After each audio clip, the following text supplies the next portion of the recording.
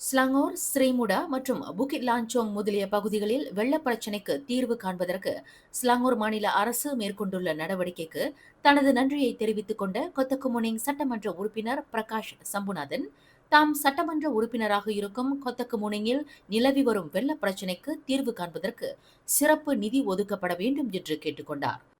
ஸ்லாங்கூர் சட்டமன்றத்தில் 2026ஆம் ஆண்டு மாநில பட்ஜெட் மீதான விவாதத்தில் கலந்து கொண்டு பேசிய பிரகாஷ், தமான் கிரீன்வில், புகிட் கமோனிங் மற்றும் புங்க இண்டாஹ் போன்ற பகுதிகளில் அடிக்கடி வெள்ளம் ஏற்பட்டு மக்களை சிரமத்தில் ஆழ்த்தி வருவதாக குறிப்பிட்டார்.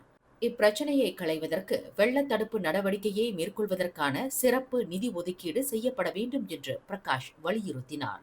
அதேவேளையில் பத்துதுஜோ மற்றும் புகிட் கமோனிங் முதலிய பகுதிகளில் கால்வாய் பிரச்சினைக்கு விரைவில் தீர்வு காணப்பட வேண்டும் என்று ஸ்லாங்கூர் மாநில அரசை வலியுறுத்தினார்.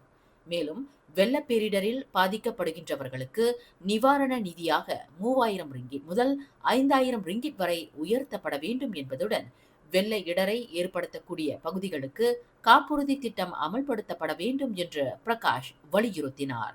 மேலும் செய்திகளை தெரிந்து கொள்ள கீழே இருக்கும் பெல் பட்டனை அழுத்துங்கள். உங்கள் மகிழ்ச்சியை வெளிப்படுத்த லைக் மற்றும் ஷேர் செய்யுங்கள். தொடர்ந்து திசைகளோடு இணைந்திருக்க சப்ஸ்கிரைப் செய்யுங்கள்.